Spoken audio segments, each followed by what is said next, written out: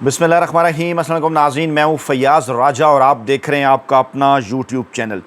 दोस्तों, वफाकी दरकुमत के अहम तरीन हलकों का, अहम तरीन ज़राए का यह दावा है कि पाकिस्तान तहरीक इंसाफ और मुस्लिम लीग नवाज़ के अंदर दो अहम तरीन शख्सियात इस वक्त एक्टिव हो चुकी हैं। मुस्तकबिल में पाकिस्तान तहरीक इंसाफ और नवाज शरीफ मुस्लिम लीग नवाज़ के दरमियान किसी इंतखाबी शेयरिंग, पावर शेयरिंग फार्मूले के हवाले से बज़ाहिर ये ख़बर इंतहाई हैरान कुन आपको नज़र आएगी, क्योंकि पाकिस्तानी मीडिया इस वक्त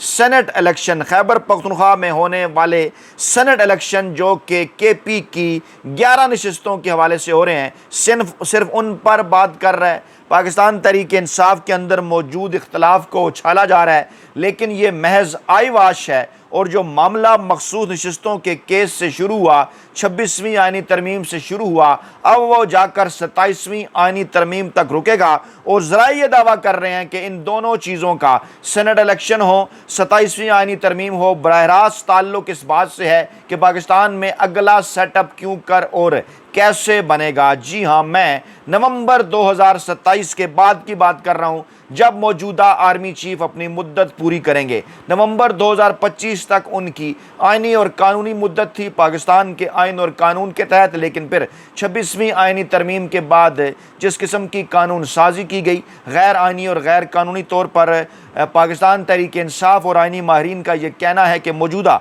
आर्मी चीफ की मुद्दत मुलाजमत जो कि नवंबर 2025 को ख़त्म हो रही थी, उसमें 2 साल का इजाफा करके नवंबर 2027 तक कर दी, और प्लान अगले मज़ीद 5 साल का बताया जा रहा है। यानी नवंबर 2027 के अंदर अगर मौजूदा आर्मी चीफ साहब को एक्सटेंशन मिलती है तो ये मामला जाकर रुकेगा नवंबर 2032 तक। लेकिन ज़रा ये दावा कर रहे हैं कि नवाज शरीफ, नून लीग के रहनुमा, आर्मी चीफ साहब को अगली एक्सटेंशन देने पर राज़ी नहीं हैं, और इस हवाले से मुसलसल वो इमरान खान साहब से राबतों की कोशिशें कर रहे हैं। शहबाज शरीफ की जो चौधरी निसार से मुलाकात थी, उसको भी उसी तनाज़र में देखा जाना चाहिए। अगर डॉट्स हम कनेक्ट करें तो जो आज का मौलाना फजल रहमान साहब का बयान है, वो बड़ी चीज़ें बड़ी हद तक वाज़े कर देता है। मौसूफ फरमाते हैं, मौजूदा फ़ौजी क़यादत को इस बात का एहसास हो गया है कि फ़ाटा का इंतज़ाम गलत था। अब एक सूरत ये हो सकती है कि गिलगित बल्तिस्तान की तरह फ़ाटा का अपना वज़ीर आला हो जो वफाक के ज़ेर इंतज़ाम, वफाक इन्वर्टेड कामाज में है, वफाक के ज़ेर इंतज़ाम हो। इसके लिए आपको 27वीं तरमीम हर सूरत में लानी पड़ेगी। ये मौलाना फजल रहमान साहब कहते हैं। ज़रा ये दावा कर रहे हैं कि मौलाना फजल रहमान साहब को लॉन्च कर दिया गया है। इस वक्त पाकिस्तानी सियासत के प्लेयर्स कौन कौन से हैं, ज़रा नोट कीजिए। नोटबुक और पेन लेकर आप इन चीज़ों को लिख लें, चाहे अपने पास कुछ फैक्ट एंड फिगर मैं आपके सामने रखने जा रहा हूं, क्योंकि मौलाना फजल रहमान साहब को बाकायदा लॉन्च किया गया है। आसान करता हूं तमाम तर मामला आपके सामने, और इन तमाम तर चीज़ों का मकसद क्या है कि पाकिस्तान की मकबूल तरीन अवामी सियासी जमात पाकिस्तान तहरीक इंसाफ, जो कि वाहिद कौमी सियासी जमात है, और पाकिस्तान के मकबूल तरीन अवामी सियासी रहनुमा इमरान खान, जो इस वक्त पाकिस्तान के वाहिद कौमी रहनुमा हैं, उनका रास्ता रोका जाए। तकसीम दर तकसीम हो, कौमी असम्बली की नशिस्तों के अंदर इलाकाइयत और सूबाइयत को फ़रोग़ दिया जाए, और जो कार्रवाइयाँ ताकतवर हल्के बलूचिस्तान के ज़रिए वफाक में बनने वाली हुकूमत पर डाला करते हैं, अपनी मर्ज़ी के लोगों को वहाँ से लॉन्च करके, वही अमल अब फ़ाटा के अंदर भी दोहराया जाए। इस वक्त कौमी असम्बली की कंपोजिशन क्या है, हैयत क्या है, पहले आपको समझना होगा। ये 266 नशिस्तें जिन पर बरह रास्त इंतखाब होता है, इनमें से 141 का शेयर है पंजाब के पास है, जहाँ पर पाकिस्तान तहरीक इंसाफ सबसे बड़ी स्टेक होल्डर है, और गुज़श्ता इलेक्शन के अंदर 120 से 25 के दरमियान नशिस्तें इन्होंने जीत ली थी। और दूसरे नंबर पर है जहाँ पर नून लीग, जिसके वोट बैंक कम होते होते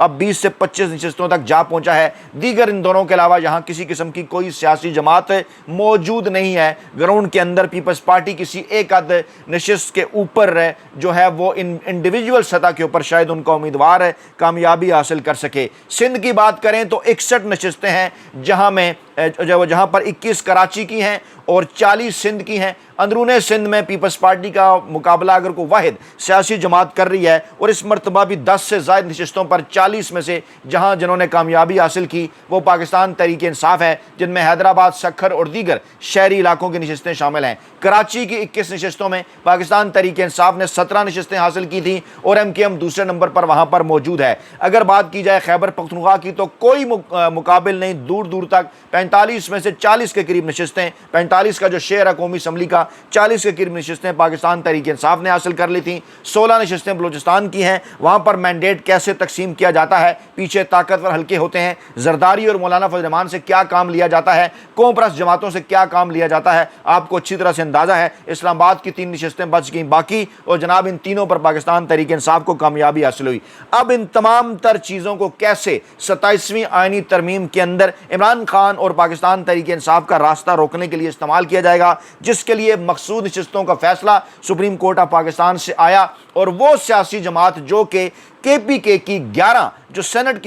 کی نشستیں ہیں ان میں سے 9 نشستیں بآسانی حاصل کر سکتی تھی۔ جی ہاں، پاکستان تحریک انصاف اگر آئین اور قانون کے مطابق الیکشن ہو، مخصوص نشستیں اپنے اقداروں کو ملیں، تو پاکستان تحریک انصاف 11 میں سے 9 نشستیں بڑی آسانی کے ساتھ حاصل کر کے اپنا شیئر سینٹ کے اندر بھی مضبوط کر سکتی تھی، کے پی کی نمائندگی بھی آ سکتی تھی، اور آگے چل کر پھر کیا ہوتا کہ جناب 2 نشستیں صرف اپوزیشن کو ملتی۔ لیکن یہ جو مخصوص نشستوں کا فیصلہ آیا، اس نے اس بات کے اوپر مجبور کر دیا کہ اب باتیں کی جا رہی ہیں کہ علی امین گنڈا پور صاحب پاور شیئرنگ فارمولے پر متفق ہیں کہ 11 میں سے 6 پی ٹی آئی رکھ لیتی ہے، 5 اپوزیشن رکھ لیتی ہے، اور وہاں پر بھی ان 6 نشستوں پر پاکستان تحریک انصاف کے اندر اختلافات ہیں۔ سینٹ انتخابات میں ناراض پاکستان تحریک انصاف رہنماؤں اور علی امین گنڈا پور میں مذاکرات اس وقت کی تازہ ترین اطلاعات کے مطابق دوستو ناکام ہو چکے ہیں۔ مزید نقصان جس کا ہو سکتا ہے، اور رات کو 9 بجے بھی ایک میٹنگ ہے، اور جو ناراض رہنما ہیں جن میں عرفان سلیم ہیں،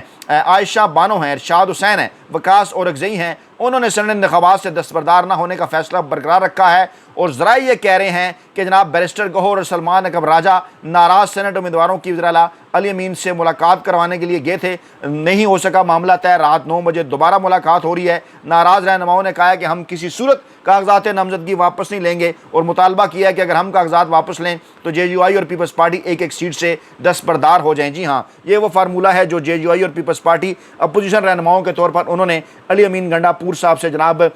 اپنی طرف سے انہوں نے ایک بنایا، اور اب اگر اس پہ اختلافات مزید سامنے آتے ہیں اور پاکستان تحریک انصاف کسی نتیجے پر نہیں پہنچتی تو دھمکی دی جا چکی ہے گورنر خیبر پختونخوا فیصل کریم کنڈی کی جانب سے کہ ہم 2 نشستیں مزید چھین لیں گے آپ کے ارکان کو توڑ کر، اور اسی لیے پاکستان تحریک انصاف کے ارکان کو کے پی اسمبلی کے اندر الیکشن کمیشن نے آزاد ارکان بھی قرار دے دیا ہے تاکہ ان پر فلور کراسنگ کا قانون لاگو نہ ہو، یعنی کہ تمام تر پاکستان تحریک انصاف سے سیٹیں جو چھیننے والے ہیں وہ تو جناب اس وقت ایک پیج پر ہیں، جبکہ پاکستان تحریک انصاف اس وقت ایک پیج پر نہیں ہے۔ اور یہ معاملہ کہاں جائے گا جو میں آپ کو بتا رہا ہوں، یہ محض ایک بنیاد ہے۔ اس کے نتیجے میں اگر یہ جو مولانا فضل الرحمان صاحب نے اشارہ کیا نا کہ فاٹا کو علیحدہ کر دیا جائے، اس کا وزیر اعلیٰ بنا دیا جائے، اس کو صوبے کا اسٹیٹس دیا جائے، تو نہ صرف کے پی کے اندر ان کی نشستوں کا شیئر کم ہو جائے گا، وہ کم ہو کر اگر ان کو اس وقت 45 نشستیں ہیں، 6 بھی دی جاتی ہیں تو 39 ہو جائیں گی، اور اگر علیحدہ سے بھی انہیں مزید 4 نشستیں دی جاتی ہیں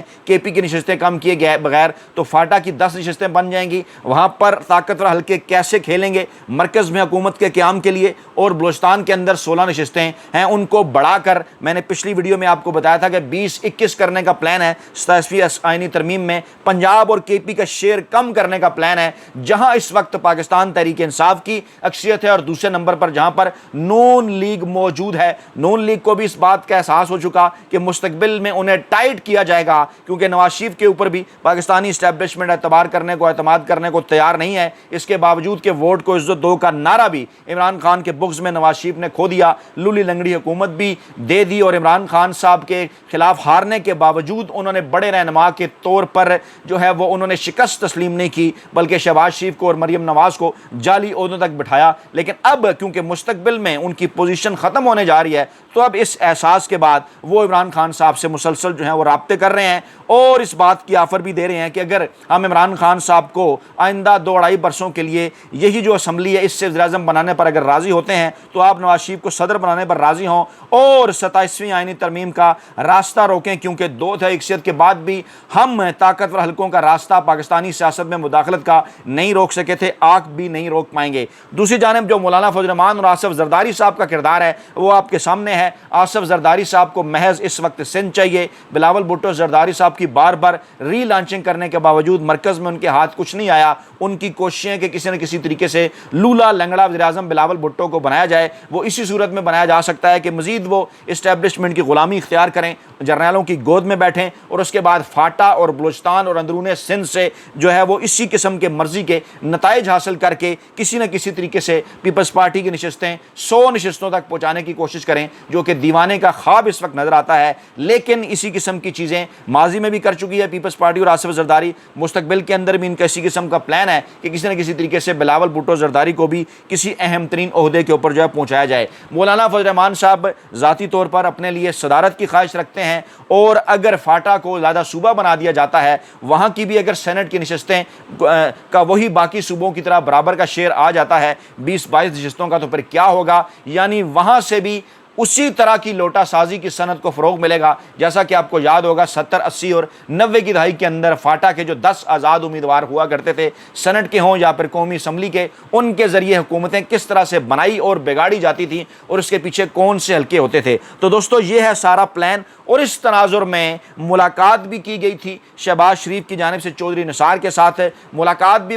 جو ہے وہ پیغام بھی پہنچایا گیا تھا نواز شریف صاحب کا کہ چودھری نثار صاحب اس حوالے سے اپنا کردار ادا کریں، عمران خان صاحب کو راضی کریں۔ ہم جناب ان کی رہائی کے لیے بھی کوششیں کرتے ہیں، لیکن آگے چل کر مستقبل میں عمران خان صاحب سے اس بات کا وعدہ لیا جائے کہ وہ نون لیگ کے ساتھ پنجاب اور کے پی کی سطح پر اور پورے ملک کی سطح پر جو ہے وہ مل کر چلیں گے۔ یہ ایک گریٹ گیم ہے، یہ ایک لمبا پلان ہے، اور بظاہر یہ آئی واش ہے جو آپ کو سینٹ خیبر پختونخوا کے الیکشن کے اندر اس وقت جو صورتحال آپ کو نظر آ رہی ہے نا جناب، وہ محض آئی واش ہے۔ کاؤنٹر موو کے طور پر کیا ہوا تھا، جب چودھری نثار سے رابطہ ہوا تو اس کے بعد پھر اس قسم کی اطلاعات بھی آئیں کہ جناب ملک ریاض کی انٹری بھی ہو رہی ہے۔ پیپلز پارٹی نے بھی ایک بار پھر پاکستان تحریک انصاف سے روابط کی کوشش کی اور کہا کہ 8 فروری 2024 کو ہم نے آپ کو جو آفر کی تھی کہ آپ ہمارے ساتھ مل کر حکومت بنا لیں، وہ آفر ابھی بھی قائم ہے۔ پاکستانی اسٹیبلشمنٹ کی جانب سے بھی اوورسیز جو شخصیات کی جانب سے دوبارہ سے عمران خان صاحب سے روابط ہونا شروع ہو گئے، قومی حکومت کا فارمولہ بھی ڈسکس کرنا شروع کر دیا گیا۔ ان تمام تر چیزوں کا محض مقصد کیا تھا کہ عمران خان صاحب جو اس وقت پاکستان کے موجودہ روایتی سیاسی مافیا کے ساتھ کسی بھی قسم کی کوئی ڈیل کرنے کے لیے تیار نہیں ہے، پاکستان کی موجودہ طاقتور اسٹیبلشمنٹ کو کسی قسم کا کوئی این آر او دینے کے لیے تیار نہیں ہے، اور بدلے میں ہو کیا رہا ہے آپ کے سامنے ہے۔ پاکستان تحریک انصاف کو تقسیم در تقسیم کرنے کی کوشش کی جا رہی ہے۔ بیرسٹر سیف جیسے کردار تو جب چاہیں وہ ملاقات کر سکتے ہیں اور پھر اس کے بعد ایک فہرست بھی دے سکتے ہیں کہ یہ امیدوار عمران خان صاحب نے دیے۔ میں آپ کے سامنے ایک ویڈیو کلپ بھی رکھتا ہوں کیونکہ لوگ پوچھ رہے ہیں کہ آخرکار ایسی کیا بات ہے کہ اس فہرست کو تسلیم کر لیا جائے کہ یہ عمران خان صاحب نے دی ہے۔ دیکھیے ذرا، صاحب کی جانب سے نام آ گئے، 2 حضرات کی خان صاحب سے ملاقات ہوئی، بیرسٹر سیف کی اور اس کے بعد جو ہمارے وکیل صاحب ہیں ظہیر عباس صاحب، تو انہوں نے آ کے ظہیر عباس صاحب نے اس بات کی تصدیق کی کہ خان صاحب نے یہ نام فائنل کیے ہیں۔ سلمان خان صاحب کریں گے، انہوں نے جو نام دیے اگری کریں گے ان دونوں شخصیات کے ناموں سے فائنل کیے۔ دیکھیں انہوں نے نہیں فائنل کی، خان صاحب نے فائنل کی بات پہ، کیونکہ آپ لوگ کہتے ہیں کہ بھئی ہر بندے کی بات پہ ہم یقین نہیں کریں گے خان صاحب کی فیملی کے علاوہ۔ دیکھیں میں عرض کرتا ہوں کہ جب انہوں نے یہ نام دے دیے، اب اگلی جو ملاقات ہے وہ اگلے منگل والے دن ہونی ہے، اس سے ایک دن پہلے الیکشن ہو جانا ہے پیر والے دن۔ تو میں نہیں سمجھتا کہ ظہیر عباس صاحب جو ایک بڑا وسیع تجربہ رکھتے ہیں، جن کا ایک مقام ہے